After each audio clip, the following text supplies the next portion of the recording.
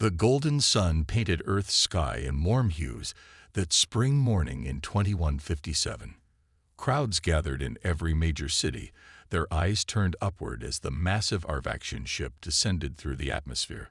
Its silvery surface caught the sunlight, creating a dazzling display that had children and adults alike shielding their eyes in wonder. In Seoul, 8-year-old Jae Song clutched her mother's hand, bouncing with excitement as they watched the landing on a massive public screen. Her mother, Dr. Ha-won Song, worked on Earth's most advanced quantum systems, but today she wasn't thinking about science. She was simply a proud parent, watching her daughter's eyes sparkle with joy. The Arvaxians had made first contact 3 months earlier, their signals reaching Earth with promises of peace and cultural exchange. They looked almost beautiful in a strange way. Tall, graceful beings with iridescent skin that shifted colors like oil on water. Their 4 eyes blinked in alternating pairs, and their voices carried musical undertones that made human languages sound like poetry. As weeks passed, the Arvaxians shared stories of their vast confederation of worlds. They spoke of art, music, and scientific wonders that made Earth's greatest achievements seem like child's play. But they showed particular interest in human children, claiming their species held the young in highest regard. Ga had been playing in her school's playground when the selection committee visited. The Arvaxian representatives watched the children, their skin rippling with patterns of gold and blue. When Jae approached them without fear, offering a flower she had picked, they chose her immediately. Such pure innocence, they said, their translator converting their musical tones to words. She will be perfect for the exchange program. The program would bring together children from Earth and young Arvaxians for a series of cultural ceremonies. Ga would be among the first humans to visit an Arvaxian ship, along with 11 other children from around the world. Dr. Song had her doubts, but the global excitement and the extensive security measures promised by both human and Arvaxian authorities eased her concerns. The day of the ceremony arrived with much fanfare. Ga wore her favorite blue dress, her dark hair tied back with ribbons that matched. She hugged her mother goodbye at the transport pad, promising to tell her everything about the alien ship. "I'll make lots of friends," she said, waving as she joined the other children.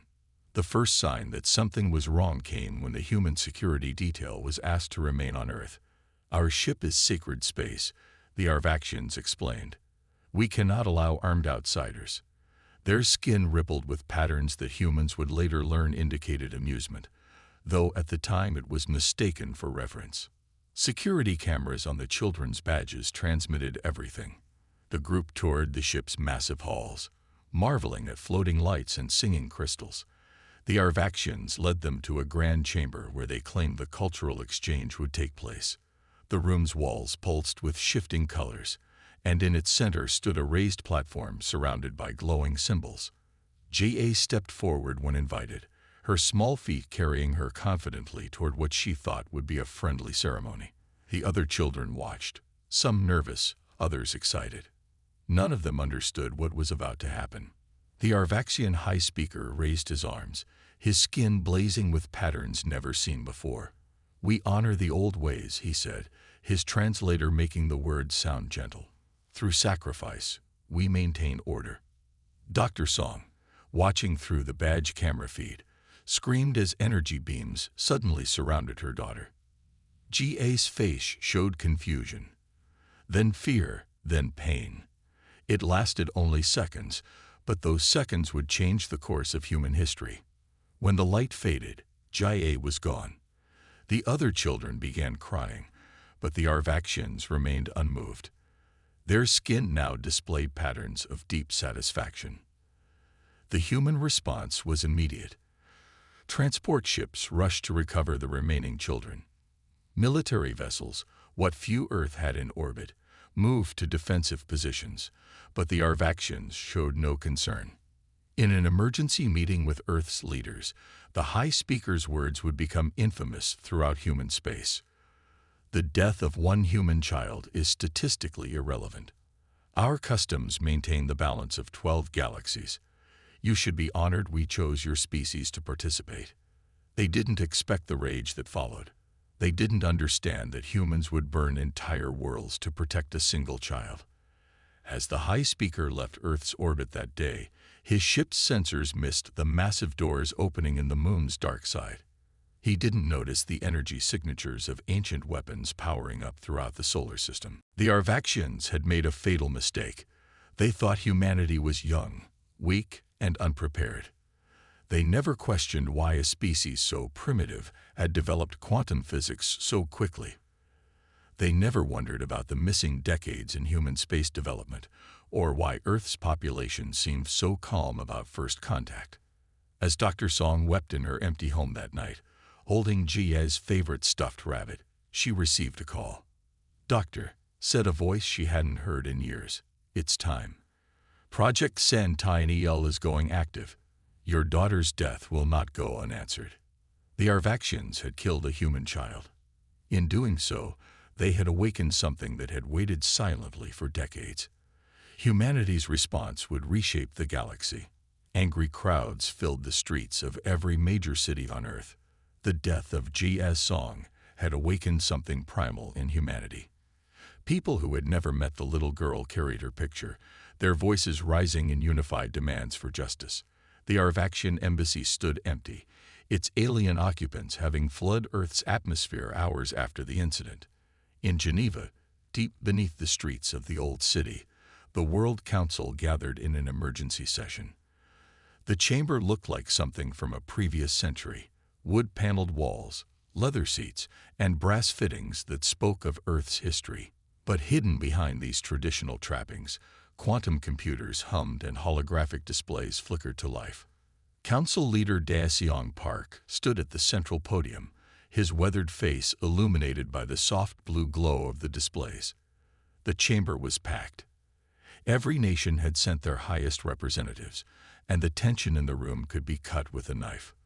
"For 67 years, Park began, his voice steady, "we have prepared for this day, though we hoped it would never come." He pressed a button, and the chamber's lights dimmed. Above the gathered leaders, a hologram sprang to life, showing the solar system in intricate detail. "Project Sentinel began in 2090. He continued. "When we discovered the crashed ship in the Gobi Desert, we learned two things. We were not alone, and we were hopelessly outmatched." The hologram zoomed in on various points across the solar system: the dark side of the moon, the Martian poles, and several asteroids. At each location, hidden structures pulsed with light. The assembled leaders watched in stunned silence as Park revealed humanity's greatest secret. While the public saw decades of modest space development, small colonies, research stations, and commercial mining operations, something far more significant had been growing in the shadows. "We built in plain sight," Park explained. "Every public space station concealed a military dock.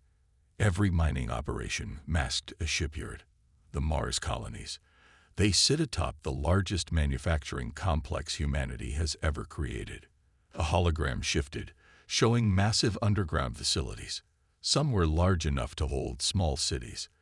Within them, rows upon rows of ships waited in darkness. Not the primitive vessels humanity publicly displayed, but warships that incorporated both recovered alien technology and unique human innovations. "How?" demanded the representative from Brazil. "The cost, the resources needed." Park smiled grimly. "Every nation in this room has contributed. Those budget items marked infrastructure development, the tax allocations for deep space research. For 3 generations, we've diverted a fraction of every major project into Sentinel." The public accepted the slow pace of space development because they never saw what we were really building. As if on cue, alerts began flashing across the holographic display. Park nodded to his aide, who activated the main screen. Live feeds from across the solar system showed what was happening. On the moon's far side, massive doors were opening in the lunar surface. From the darkness emerged ships that dwarfed anything humanity had publicly acknowledged building. Their hulls were dark, absorbing light rather than reflecting it, making them look like moving pieces of the void. Beneath Mars' ice caps, the ground itself seemed to crack open. Rising from these fissures came vessels that made the council members gasp. They moved with impossible grace for their size, their engines glowing with contained power that defied conventional physics. Throughout the asteroid belt, what had appeared to be ordinary rocks split apart, revealing hidden hangars. From these emerged smaller craft by the hundreds, fighters, destroyers, and support vessels that had waited generations for this moment. The Arvaxians killed G.S. Song because they thought we were weak. Park's voice cut through the murmurs of astonishment. They believed we were a primitive species they could bully into accepting their barbaric customs. They were wrong. The Admiral walked through the facility's main research lab, where scientists worked on improving the alien technology. They had taken the quantum weapons and made them more efficient. They had studied the shield systems and found ways to make them stronger. Most importantly, they had kept everything hidden from the public eye. The hardest part was the deception. Yoon admitted to the recording. Every public space project had to show just enough progress to seem natural. We couldn't let anyone suspect we were advancing faster than we should. Even as we built ships that could cross the solar system in days, we pretended our best vessels took months for the same journey. In another section of the facility, automated factories worked tirelessly. They produced components that, when assembled, created weapons powerful enough to destroy planets.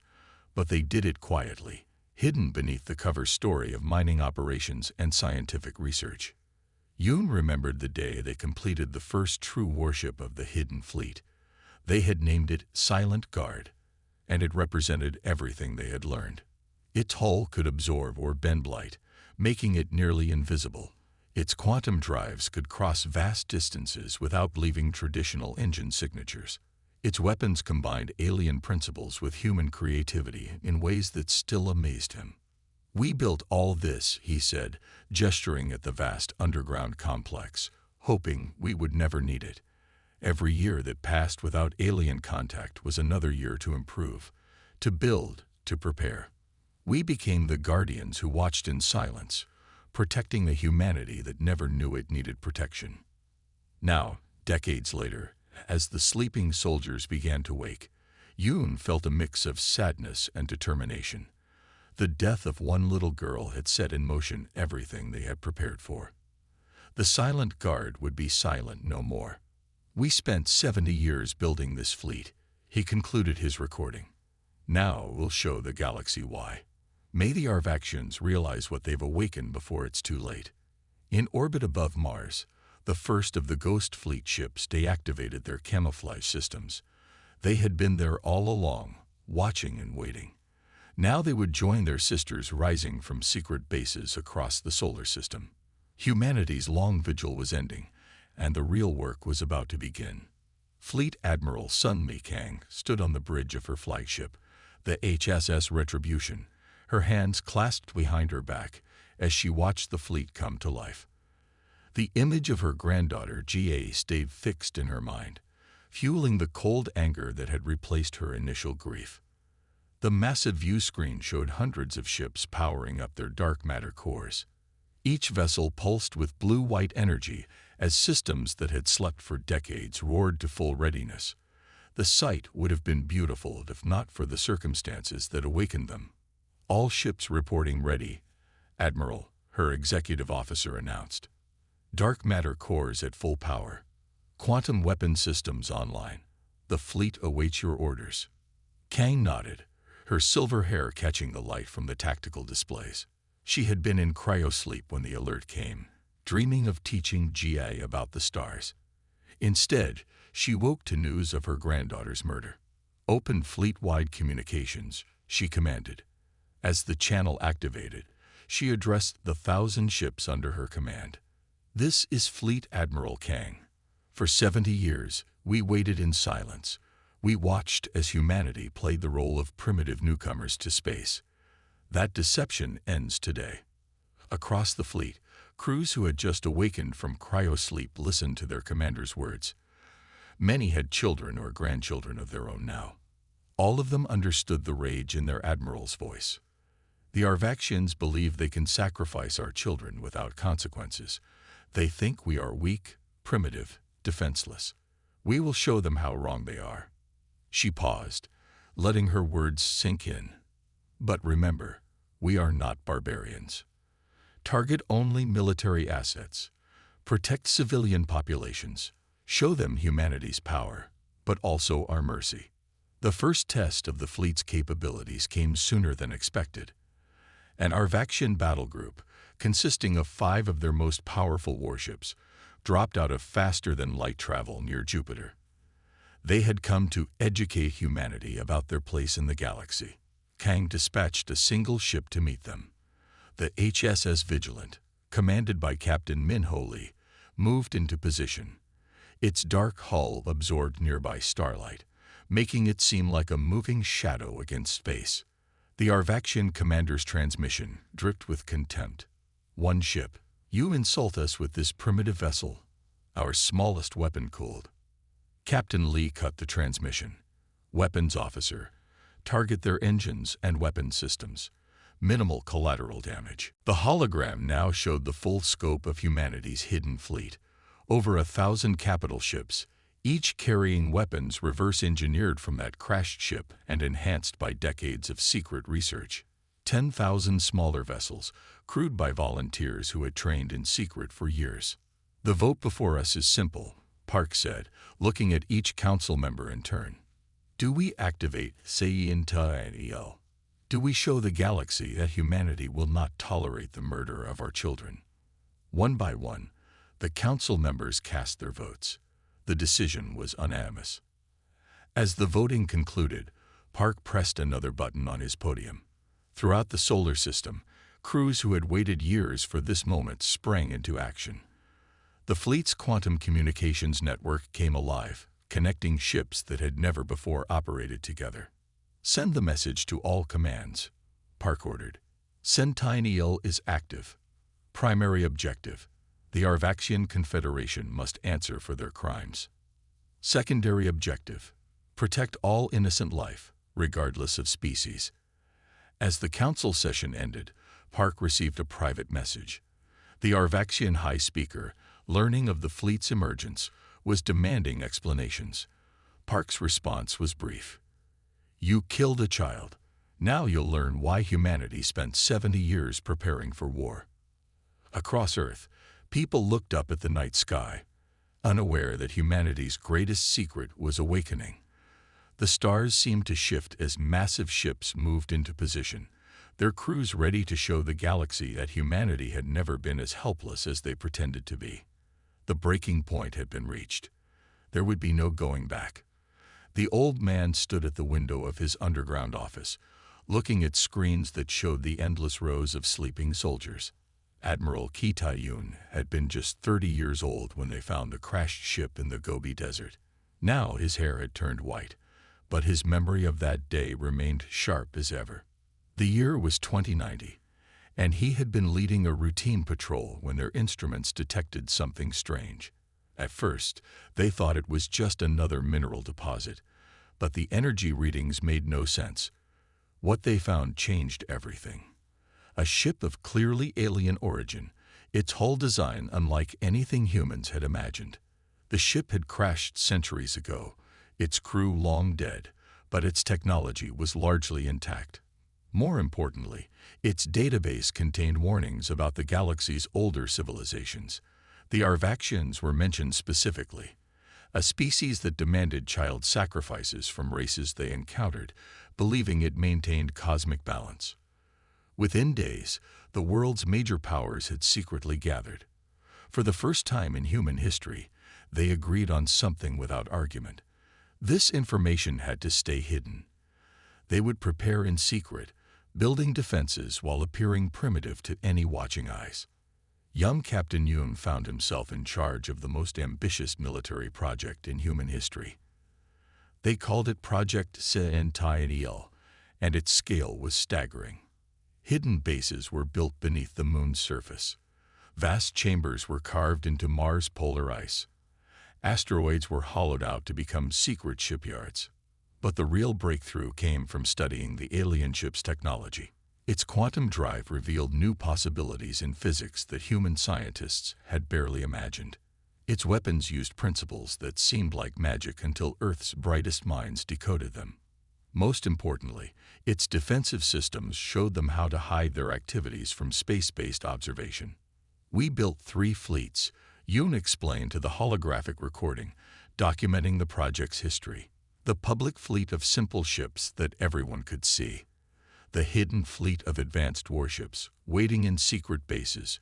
And the ghost fleet, ships that could bend light around themselves, watching and waiting in plain sight. The biggest challenge had been finding crews. They needed soldiers and pilots willing to enter cryogenic sleep, waiting years or decades for a threat that might never come. Yoon remembered the first volunteers, young men and women who understood they might wake to a completely changed world, or never wake at all. Deep in the Martian facility called Phoenix Nest, row after row of cryogenic chambers stretched into the distance. Each held a volunteer, sleeping in perfect preservation.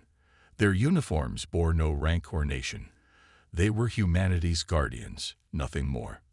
"We learned from the alien ship's mistakes," Yoon continued his recording. "They relied too heavily on automation. We combined their technology with human intuition. Every ship in our fleet has both AI systems and human crew. The AIs handle the complex calculations, but humans make the crucial decisions." As she sat up, stretching her sore muscles, she noticed Ethan already awake, preparing something over the campfire. The smell of cooking food drifted through the air, and Keleth's stomach growled loudly in protest. She hadn't realized how hungry she was until that moment. "Good morning," Ethan greeted her, turning to give her a warm smile. "I hope you slept well." Keleth hesitated for a moment before nodding. "Yes, I did. Thank you for everything." Ethan simply nodded, not pressing her for more. He had been patient with her ever since they met, and Keleth was starting to appreciate that. He didn't ask too many questions or push her to open up, but she knew that, eventually, she would have to trust him. If she was going to survive in this unknown world, she needed allies. And Ethan, for all his human simplicity, had proven himself to be someone she could rely on. At least for now. "Would you like some food?" Ethan asked, holding out a bowl filled with a strange, porridge-like substance. It didn't look like anything Keleth had ever seen, but she didn't care. Her hunger overpowered her reluctance, and she nodded. "Yes, thank you," she said, taking the bowl from him. She sat down on a log near the fire, savoring the warmth of the meal. It didn't taste like much, but it was filling, and that was all that mattered. Ethan sat across from her, watching her quietly as she ate. For a moment, neither of them spoke. The forest around them seemed alive, but in a peaceful way. Keleth felt a sense of calm that she hadn't felt in a long time. Her world had always been filled with tension, fights, survival, distrust. But here, in Ethan's quiet camp, it felt different. There was no pressure, no immediate danger, no expectations. It was a strange feeling. She had never had the luxury of resting without fear. After a few moments, Ethan spoke again. "I know this might seem sudden, but do you want to talk about what happened? About your tribe?" Keleth froze for a moment, her spoon halfway to her mouth. She hadn't expected him to bring it up so soon. Her exile was a painful subject, one that she didn't like to think about, let alone talk about. She had been cast out, betrayed, and left to survive alone. The pain of it still lingered deep inside her, and she wasn't sure if she was ready to share that part of her life with anyone, especially not with a human. But something about Ethan made her want to open up.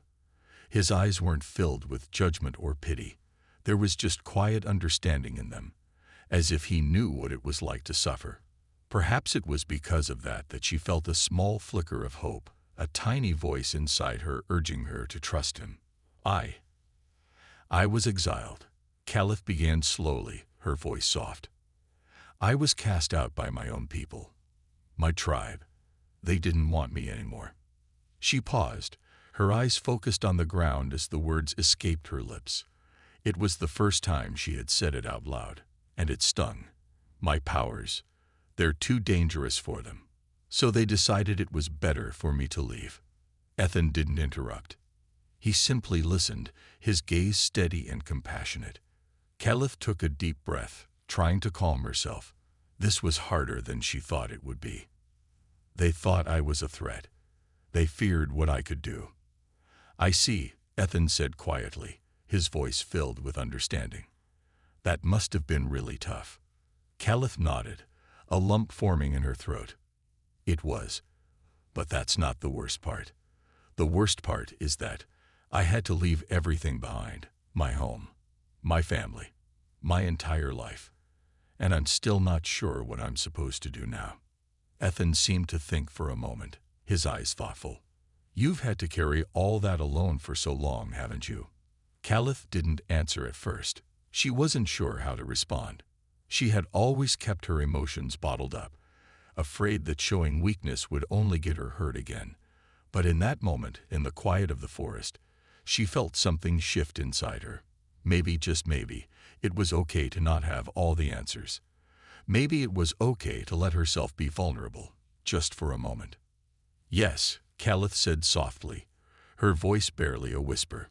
I've been alone for so long. I don't know how to trust anyone anymore. Ethan nodded slowly, as if he understood exactly what she was going through. I can't pretend to know what it's like for you. But I do know that you don't have to carry this alone.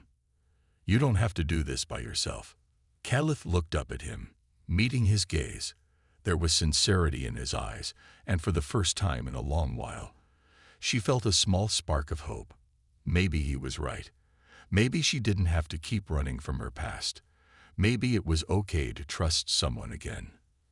I don't know if I can trust anyone, she said, her voice trembling slightly. But I'll try. For now. Ethan smiled, a reassuring, kind smile that made her feel a little less alone. That's all anyone can ask for. Trust takes time. You don't have to rush it. Just take things one step at a time. Caliph took a deep breath, feeling the weight on her chest ease just a little. Trusting Ethan was still a big step, but maybe, just maybe, she was ready to take that first step. The rest of the morning passed in quiet conversation. Caliph told Ethan a little more about her tribe, about her powers, and what had happened that led to her exile. Ethan listened carefully, never judging, never pushing her to reveal more than she was ready to share. For the first time, she felt like someone was actually hearing her, not just listening to her words but understanding them. When they were done eating, Ethan stood up and began packing up his camp. We'll need to keep moving soon, he said. It's not safe to stay in one place for too long. Caliph nodded, rising to her feet as well. She wasn't sure where they were going next, but she knew that with Ethan by her side, she didn't feel as lost as she had before. Maybe this was the beginning of something new. Maybe, just maybe, she wasn't as alone in this world as she had thought. As they packed up the last of the supplies, Caliph found herself looking at Ethan with a new sense of respect. He was different from anyone she had met before. He didn't judge her for her powers. He didn't fear her. And for some reason, that made her feel like she could trust him. Even though everything about this situation was unknown, there was one thing that felt certain. Ethan was someone she could rely on. Where are we heading? Caliph asked, as they both began walking away from the camp. Ethan looked at her, his eyes focused ahead. I don't know yet, but wherever we go, I'll make sure you're safe.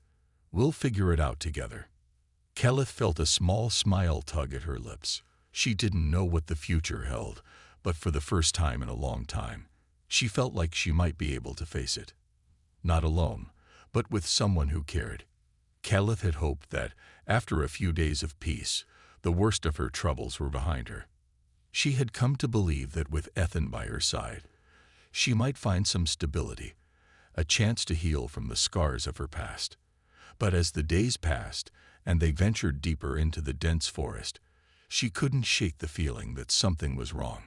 The tension in the air was palpable, as if the forest itself knew that danger was closing in. Ethan noticed it too. His keen instincts had already sensed that they were being watched, even though they had taken great care to keep their movements quiet and inconspicuous. Every night, he set up extra traps around their camp, but every morning, they found them triggered or disturbed, as if someone, or something, was deliberately tracking their movements. Calith's pulse quickened each time they found a new sign of the pursuit. She had learned to trust her instincts, and they were screaming at her that trouble was not far behind. "What do you think it is?" Calith asked one evening as they set up camp again. She could feel the weight of his gaze on her, but she didn't turn to meet it. She didn't want him to see the worry in her eyes. Ethan squinted into the distance, his eyes scanning the surroundings as he worked. "Someone's been following us for days," he said quietly. "I don't think it's a wild animal. This feels like something more deliberate." Calith's heart skipped a beat. "My tribe," she muttered under her breath. She hadn't wanted to admit it, but it was the only explanation that made sense. Her people were relentless when it came to tracking down those who had been cast out. They would never leave her alone, not until they had finished what they started. "They must be getting closer," she added, her voice tight with anxiety.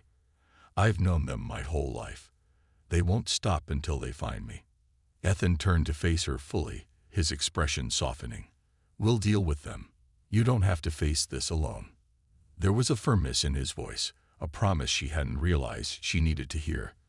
For a moment, Calith allowed herself to believe that maybe Ethan could protect her.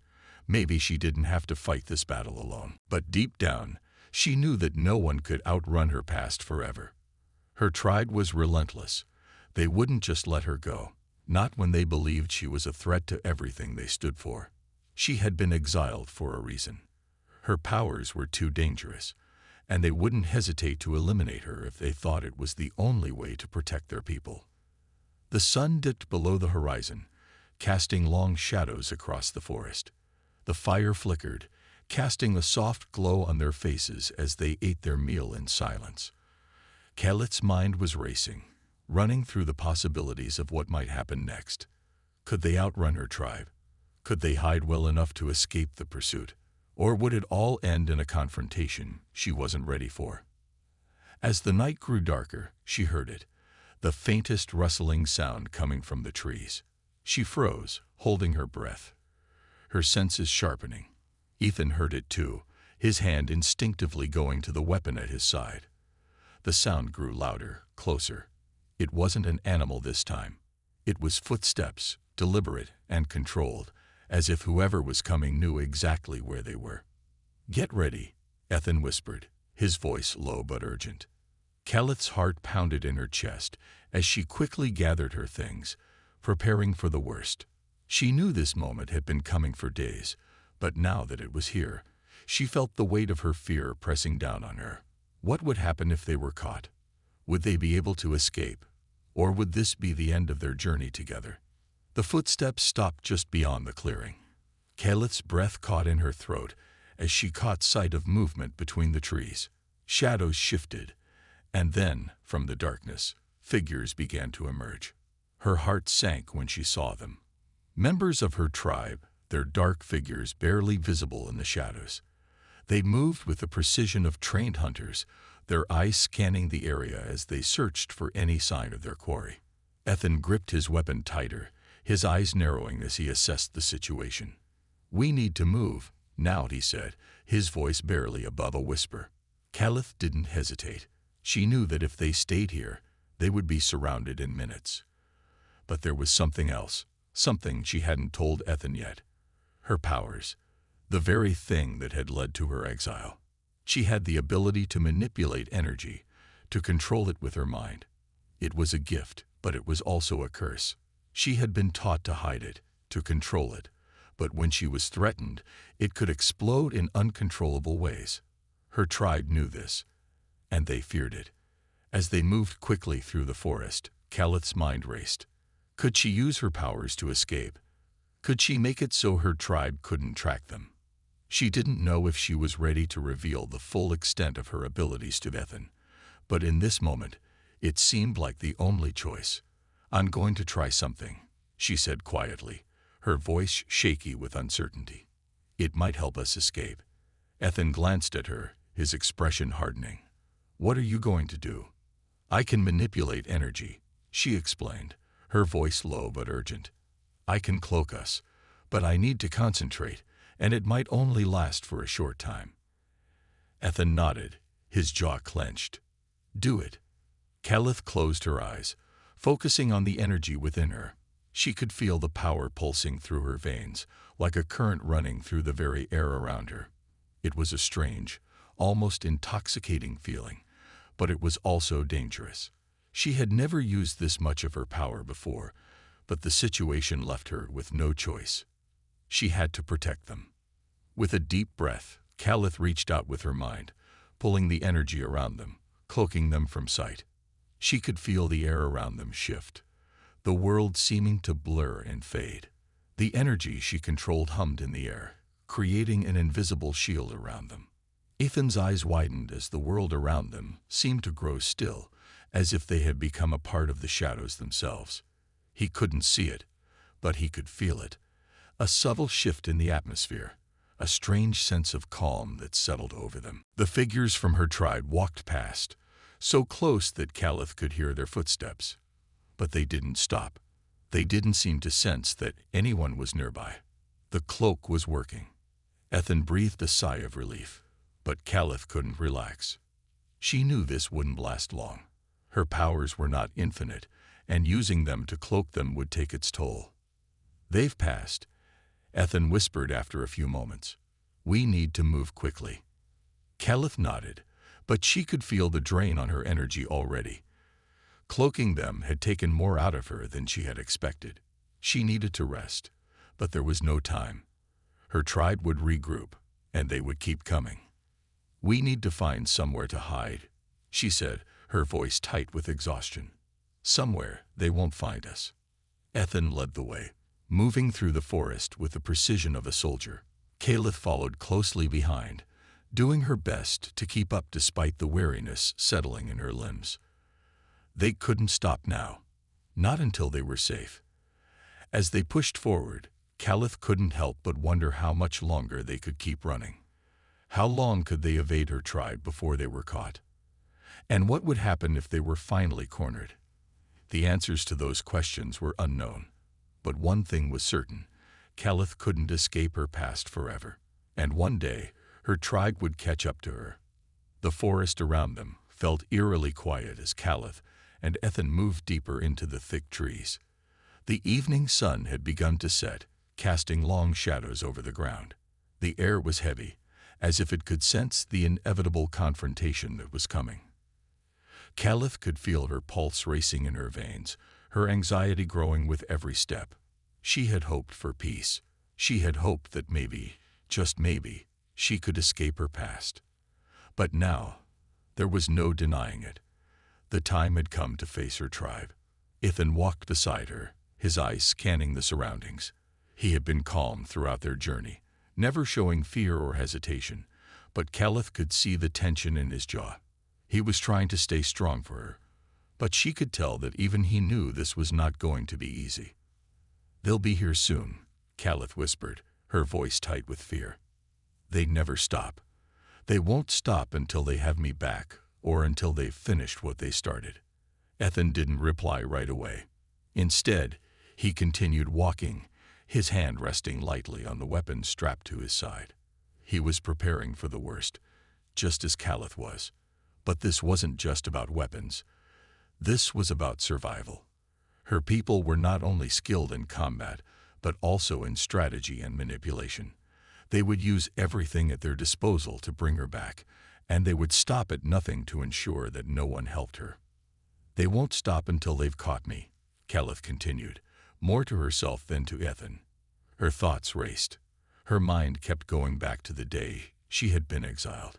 She remembered the harsh words of her elders, the cold faces of her tribe. They had told her that her powers were too dangerous, that she posed a threat to their way of life. But they didn't understand. They didn't understand that she never wanted to hurt anyone. She had only wanted to survive, to be free. But to them, her very existence was a threat. Ethan finally broke the silence. "We'll make it through this. You're not alone anymore, Caliph." She glanced at him, grateful for his support, but the fear still clung to her chest, like a heavy weight. I don't know if I can fight them, Ethan. They're part of me. I know their ways. I know how they think. And I fear that what they want is more than just my capture. They'll do anything to make sure I never return. The truth of her words hung heavily in the air, but before Ethan could respond, the sound of footsteps reached their ears, footsteps that were unmistakably close. Caleth's heart skipped a beat. They were here. Her tribe had arrived. Ethan's eyes narrowed. He gestured for Caleth to stay low, and together they ducked behind the thick underbrush, their breathing shallow. Caleth's heart pounded in her chest as she peered through the leaves, her eyes locking onto the figures moving into the clearing ahead. The silhouettes of her people appeared like shadows in the fading light, their tall, imposing figures unmistakable. There were 5 of them, elite members of her tribe, the warriors who had been sent to bring her back. The air around them felt charged with energy. Caleth could feel the power of their presence, the unrelenting force of their will. These were the people who had cast her out, and now they were coming for her. She gripped her chest, trying to steady her breath. The fear in her body was overwhelming, but she couldn't let it control her. She couldn't let them see her weakness. "Stay here," Ethan whispered, his voice low and firm. "I'll distract them."